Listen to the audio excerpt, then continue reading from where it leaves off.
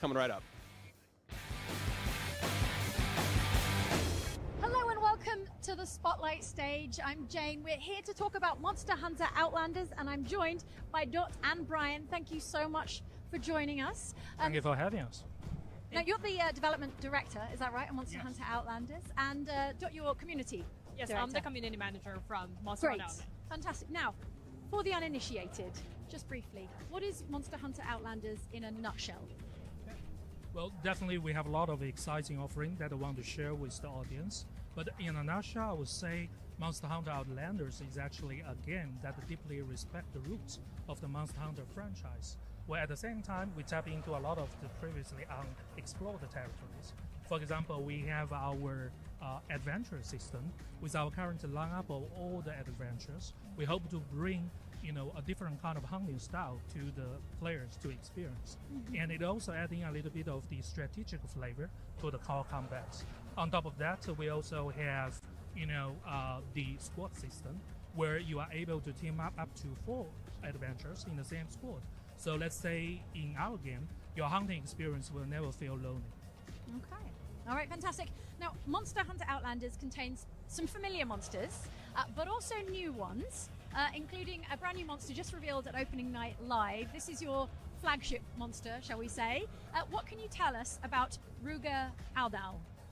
Well, thank you for bringing it up. We are also very excited about the world premiere of Ruga Elder.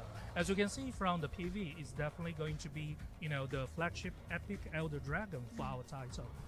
As you can see, the monster is fully covered in this radiant tight, the unique orb in our Outlanders world, and it gives this kind of majestic appearance for the monsters. And during the combat, under certain conditions, it will soar up in the sky and emit a massive amount of light and energy, creating a phenomenon called the second sun.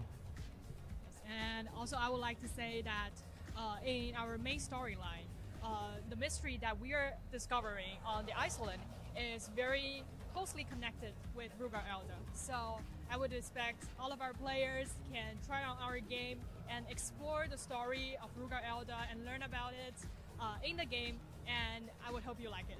Awesome. Okay, now this being a mobile game, to what extent are you trying to reproduce the experience of, a non-mobile Monster Hunter game, or did you set out to make something really substantially different? Okay, well, to tell you the truth, I would say majority of our team members, they have been long-term Monster Hunter loyal fans. So it's a blessing for them to, able to carry on this passion to their daily work.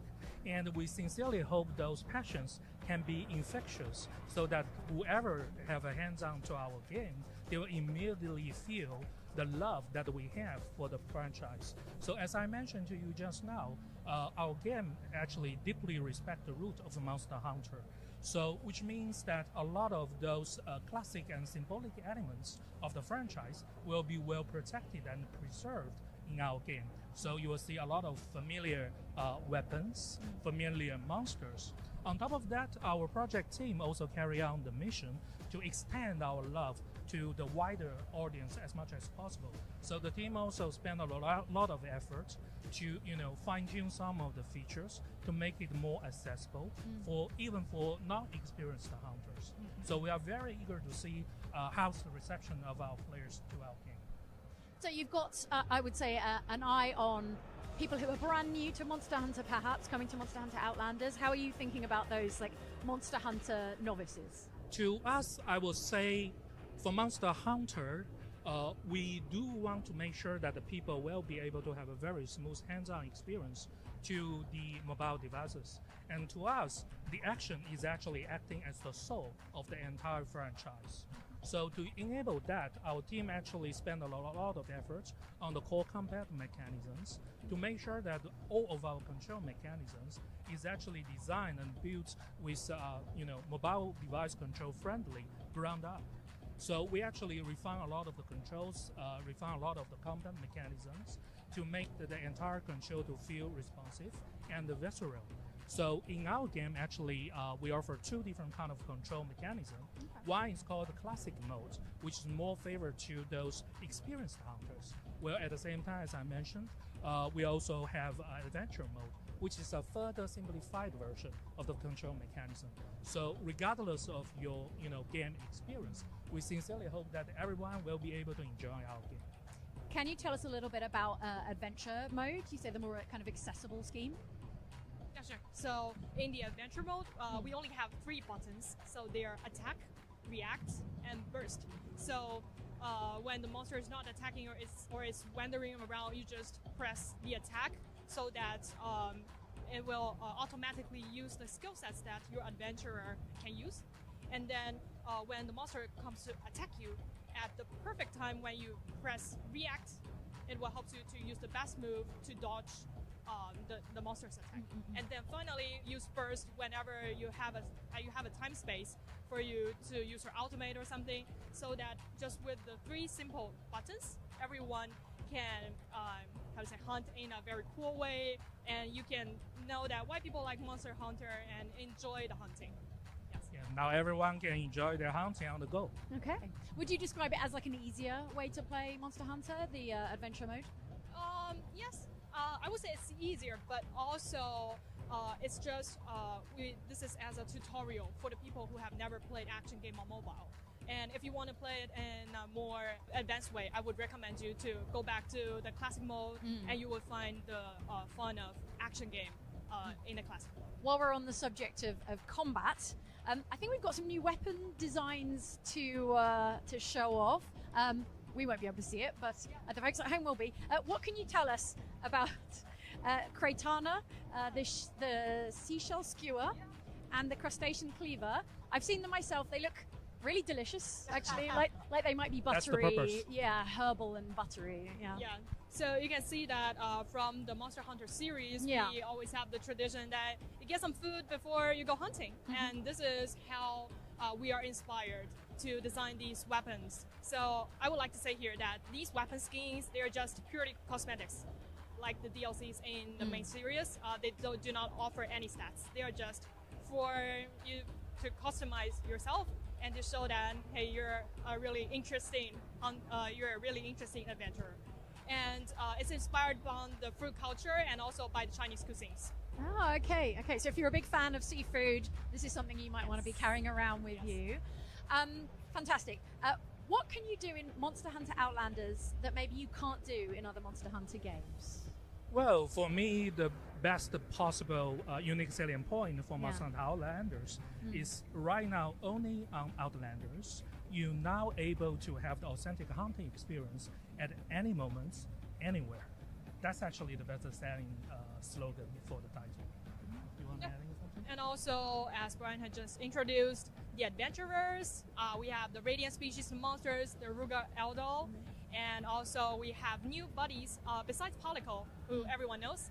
We also have the Rutacle and Trillans to help us in the hunt.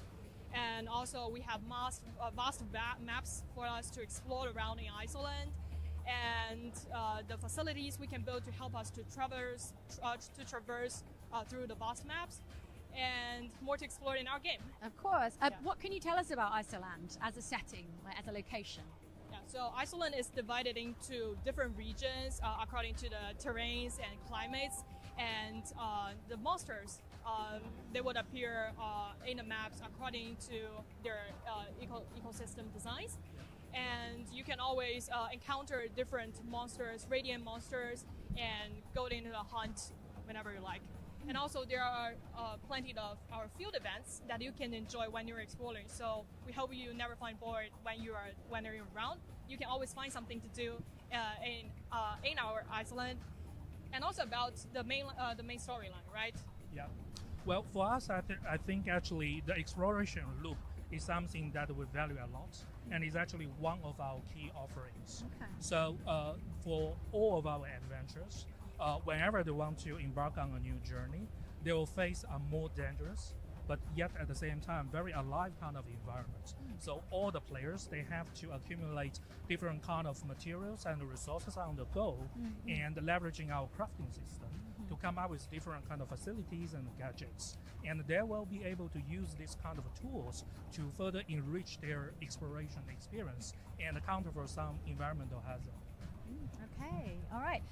This is a free-to-play game. What can you tell us and tell the folks at home about how monetization is going to work in Outlanders? Well, I guess this is a question a lot of players were definitely very keen to know. Sure. And to me, it's actually a very good opportunity for us to make this statement very clear. Monster Hunter Outlanders being a free-to-play games for any players without spend even a single penny, they will be enjoying all the core ingredients of the game, all the storylines, all the different game modes, freely.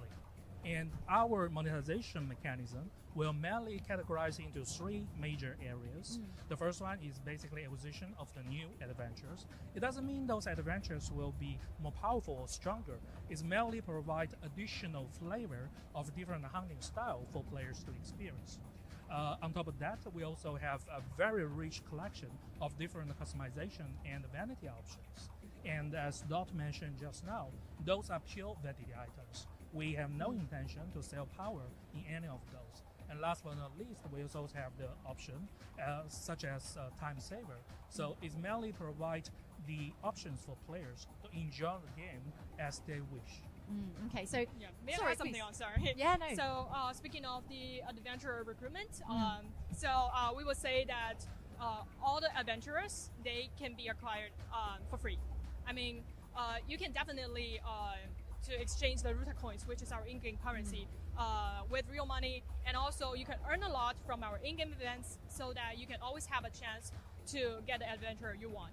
And also, we promise that we won't have any paid walls to any of the adventurers, so that you can get them for free. Yeah, we are that generous. Yes. And to be honest with you, for Monster Hunter Outlanders, we again with a long-term guest operation ambition. So we are here to stay. So we really want to, fine-tune the game together with our entire community. So we value their inputs, we value their feedback, and together I think we will be able to make the game in a better shape in the longer term. Okay. So in terms of the monetization being about not competitive advantage or not gameplay advantage, but cosmetics and convenience, right? Nothing will be paywalled, nothing will be inaccessible to someone who's not spending money with you. And the content that you might access through monetization, is that a kind of season-based thing, or is it like a gacha-based thing? Like how would that work? I would say majority of our design for those vanity items, we would like to have a seasonal kind of flavor on top of that. As I mentioned, we have a long-term kind of seasonal updates roadmap. So for every season update, we want to have a refreshment of our seasonal themes, and we hope those customization options can have certain connection with the theme setting of that particular season. So whenever players come back to our game, they will always be able to expect and experience something new. And you've got new content coming out Friday in the beta, is that correct? Oh, yes. Yeah? Oh, fantastic. Okay, now when can we expect the game to be kind of in our hands in a final form? Our game is already open for the pre-registration at the moment. Stay tuned for future updates on our social media, and we hope that we are able to bring our game to the hands of players, within 2026. Okay, fantastic. Thank you, Brian. Thank you, Dot. This has been Monster Hunter Outlanders. You've been watching the Gamescom stage here. You're watching Gamescom Studio. Now, hardcore Crimson Desert players have already spent hundreds of hours exploring Pywell. Soon they'll have even more secrets to uncover. Here to tell me about the brand new Enhanced Edition is the Director of PR and Marketing at Prolibus America, Will Powers. Welcome. Hey, Damon. How you doing? Oh, I'm doing great. How are you doing? I'm great. I love Gamescom. I was on the couch last year with Max. I'm on the couch here with you. You never know who you're going to get when you jump on the IGN couch. We talked Crimson Desert then, and it was before launch. Yep. Now we get to talk about all the things we've done since launch. Which is a lot. I mean, this has got to be one of the most updated, if not the most updated games of all time, certainly in such a short amount of time. Now we've arrived at the Enhanced Edition. Yep. Man, there was already, even before this announcement, Crimson Desert was in such a different place than it was at launch. So what are the sort of broad strokes that people are going to find when they update to 2.0? Yeah, that was a great internal conversation with us. It's like we're still just within 6 months of launch. Yeah. We've done around 17, 18, 19 major updates. How do we communicate that to not only the players that have been playing the whole time, but to new players? So that's how we arrived with Crimson Desert Enhanced. How we encapsulate everything here, repackage it, and we even put the game on sale for the first time here at Gamescom to incentivize more people to come in and become Grey Mains. Yeah. So I know you're adding new cutscenes and story moments throughout the main quest line. Yep. As we said, players have already put hundreds of hours into the game. How do they access this new story content? Have they missed it? Can they still get into it from the post game? Yeah, so story. We're not calling it an overhaul by any means. This is to supplement. This is to create a greater through line of the narrative content. So some of the things that were a little bit more subtle, maybe in some of the codexes or lore, we've made the subtlety a little bit more overt. So that's in order to enhance and bring more immersion into the gameplay experience. But you'll see those throughout. And it's a little bit hard to quantify like the number of cutscenes and stuff because sometimes we added a singular line of dialogue into an existing scene. Sometimes we added brand new cutscenes. So it'll be throughout the experience, and from the very beginning through the story. Like, for example, the head of our video department, Corrado, I think he said he's put like 325 hours into the game.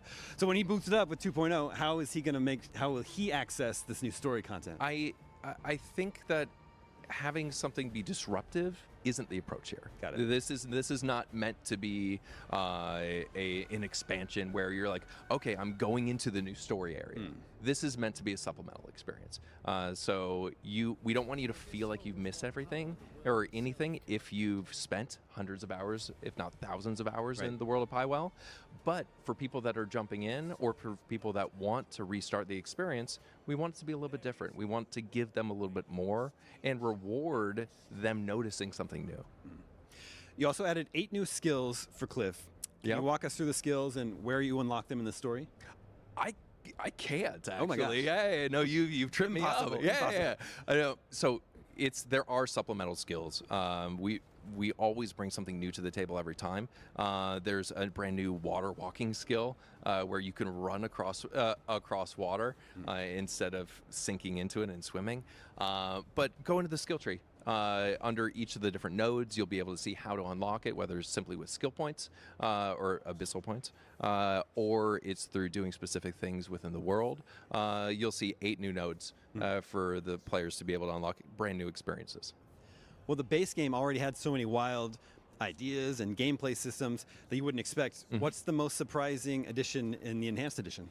So Crimson Desert Enhanced, again, it's the culmination of the past 5 months. But we wanted to, as a studio, we want to bring the world of Crimson Desert to as many people, as many platforms, in as many languages as we can. So there's a huge effort not only to do additional voiceover and dialogue for the narrative scenes that we talked about earlier, but also we added 5 brand new fully voiced languages in this, as well as text and UI localization in Arabic. So German, French, Castilian Spanish, Brazilian Portuguese, and Japanese are fully voiced now, with a whole cast of voiceover talent. So that's a huge thing globally for the game, is bringing this epic world and epic story to fans in their native language. We talked about how often Crimson Desert has been updated. Now that the Enhanced Edition is here, should fans accept the same cadence of regular updates going forward? Man. So I think this is a great transition point where we've had this great pace of updates continually expanding the world of Pywell. And now with 2.0, this is all very purposeful in how we name stuff. This is very much a fully realized experience within the world. So while there still will be updates, I don't think the scope and scale and pace of them will be as consistent past this point. What we're taking this opportunity to do is shift our development resources from these regular updates to focus on the upcoming DLC. Which is still planned for later this year? It is planned for later this year. We've said it's coming out in Q4 this year. Do we expect more new story content in that paid DLC? We expect to reveal more details at a later time. Well, we'll be excited to learn more then. Well, Pro Abyss has been so responsive and listening to their fans. A lot of these updates have been in direct response to fan feedback. Where do you look for audience feedback? Where are you listening to fans? On Steam, on Reddit? Or if fans have thoughts, where's the best place for them to share them? I want to take one step back first. Okay, here we go. Because I do believe that it's especially important, and the developers at Pearl Abyss have been very, very vocal in talking about how our company is founded on listening to community. The games we put out before this, Black Desert Mobile, on console, it actually looks really these are good. all centered around community, MMO experiences. So naturally, our DNA as a company is around listening to our player base. That approach was kind of the foundational approach of how we wanted to address feedback, both positive and negative, at launch. How can we continue to improve on the things that players love, and how can we make things that there were critiques on a better experience? Whether it's a story and the changes that we've done with Crimson Desert Enhanced, or it's UI, it's skill trees, things like that. We turned some bugs into actual features with the aerial stab. So there are great examples of where across the internet in all different languages, I think that the difficulty is knowing what to listen to and what to filter, because the danger in this is listening to every piece of feedback and then having your game lose its own internal DNA. Sure. And that's incredibly important on our side, is to have the core Crimson Desert experience pull through, but listen to fan feedback and have that augmented as long as it's very true to the DNA at the core of Crimson Desert. Sure. Pearl Abyss has said it's exploring multiplayer in the world of Crimson Desert. Any updates on that? We are exploring multiple ways to further the IP universe. Is there a confirmation of multiplayer, or is there an official announcement? No. What we're doing is we're investigating whether or not it makes sense technologically, without compromising the fidelity of the experience. Makes sense. Consistent with what I just said about player feedback, I think it's incredibly important to maintain the core identity of Crimson Desert. And if we're able to do co-op or multiplayer, something like that, without compromising that core identity of what we believe is the Crimson Desert experience, then yeah, it could come down the line in this version, in a potential sequel, whatever that looks like. We're exploring what and how we can do that within the technology. So paid DLC Q4 this year, and then Nintendo Switch 2 in 2027. Yes, first half of next year, it'll be coming out on Switch 2, and it's not a simple port. We've never done just a simple port. Whenever we release on a new platform, we are optimizing for that specific platform, making sure that it's using all those different elements to the best of their ability, and making sure that experience is synonymous with what players have come to expect from Crimson Desert. We have a very devoted fan base, huge fan base. They're very passionate. A lot of them feel that Crimson Desert is one of the best open world games ever made, and they feel it deserves a Game of the Year nomination. What would you say to those really passionate fans? I mean, first, I'd be remiss to not say thank you. That means a lot to everyone that works so hard on the game, on all the games of the company. We listen to all fan feedback, so that's very heartfelt from our side. And when someone says that they think that this is the best open world they've ever played, that's very meaningful. What I would say is that if you're making a game to win awards, you're doing the wrong approach. I think awards are a reward for making a great product. So if the media, if the players believe that we made a great product, then awards will come. But that should never be your initial target of, we want to make a Game of the Year game. No, you want to make a great game, and then hopefully, if chips fall where they do, then you win some awards and accolades along the way. So I hope that at the end of this year, that we're celebrating a great game. It's weird that they call this day one. I think you can do that already. One more question before I let you go. Crimson Desert Enhanced Edition is here. Presumably, it's in a place that you're happy with, that you feel good about. Now that it's here, is there any update on DokeV?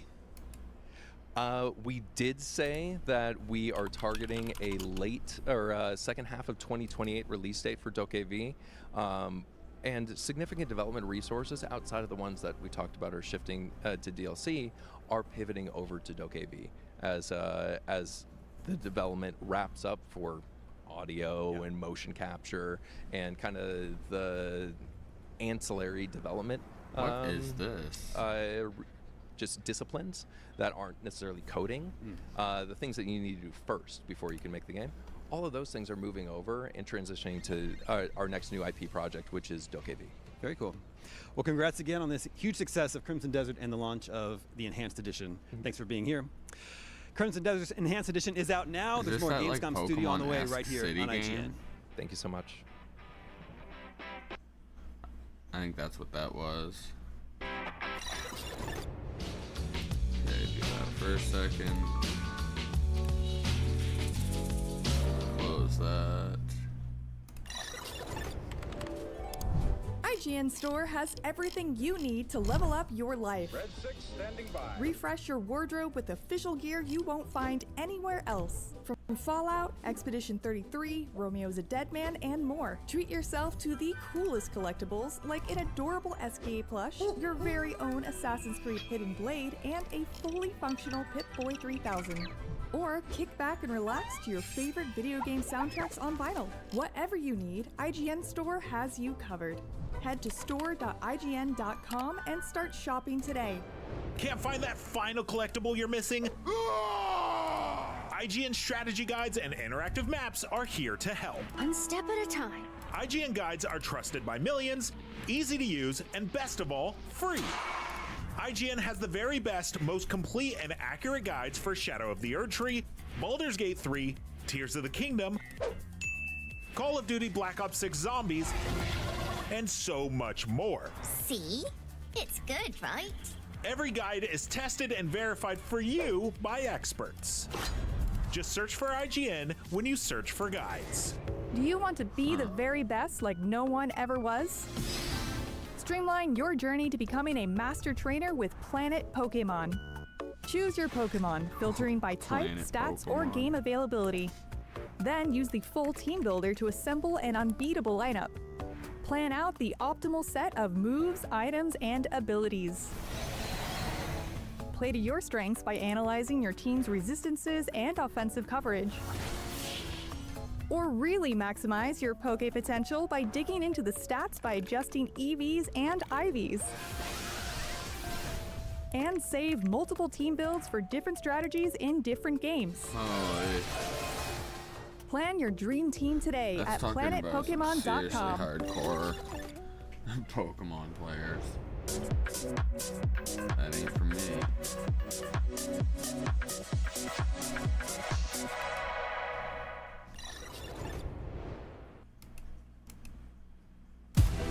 Welcome to the biggest gaming playground in the world, where 500,000 people come together to play, connect, and celebrate across Cologne. 1,600 exhibitors.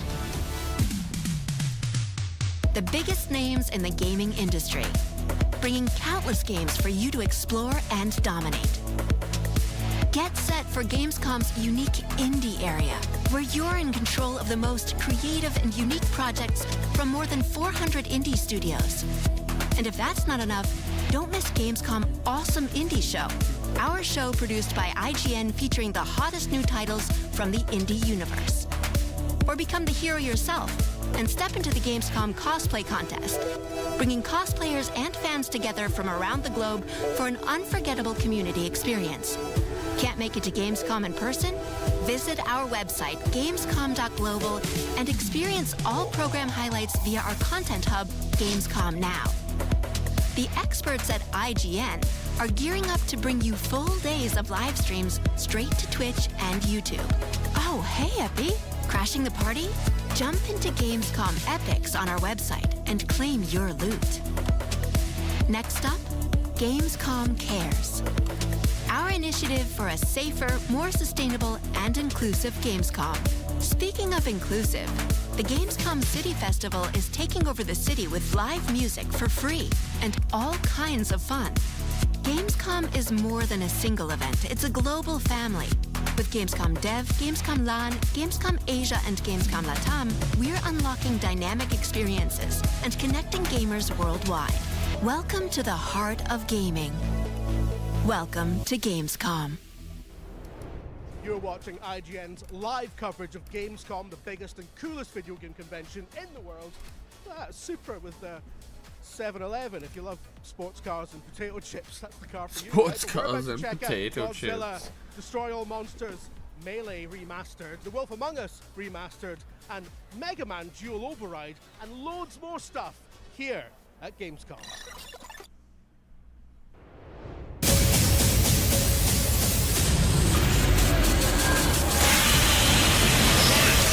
This thing is exciting.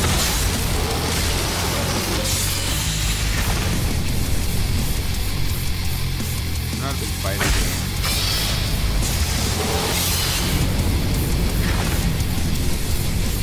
Rodan versus Mega Godzilla.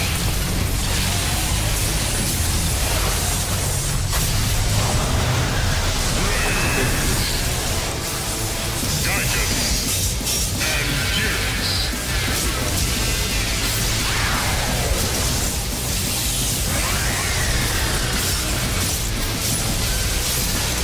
Megalon, Mega King Ghidorah.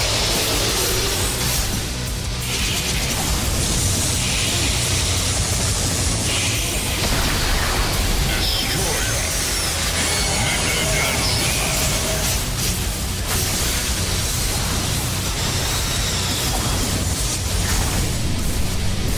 King Ghidorah versus Godzilla.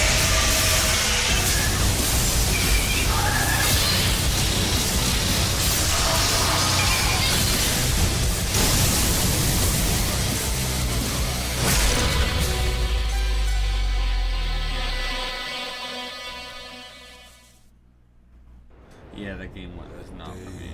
Not interested in that. Our homes were destroyed.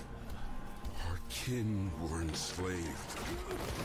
Artisans lost everything. Why are the droids locking up the vermin? Those droids look like from Star Wars.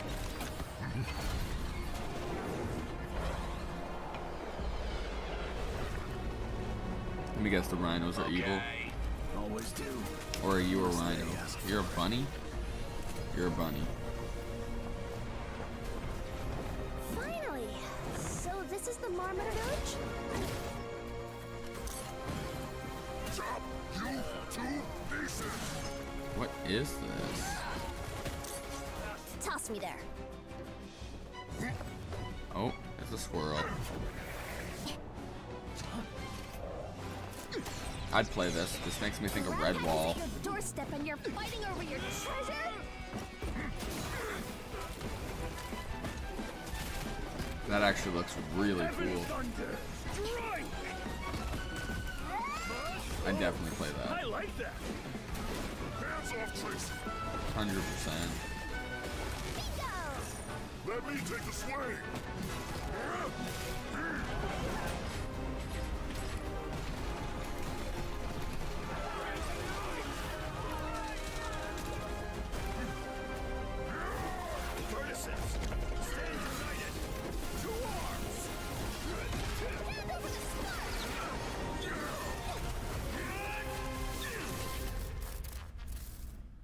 Says connected Twitch, YouTube, or Kick. To manage your streaming. I don't see an option for that. Is that here? Oops, my bad, y'all. This, the hope of the world?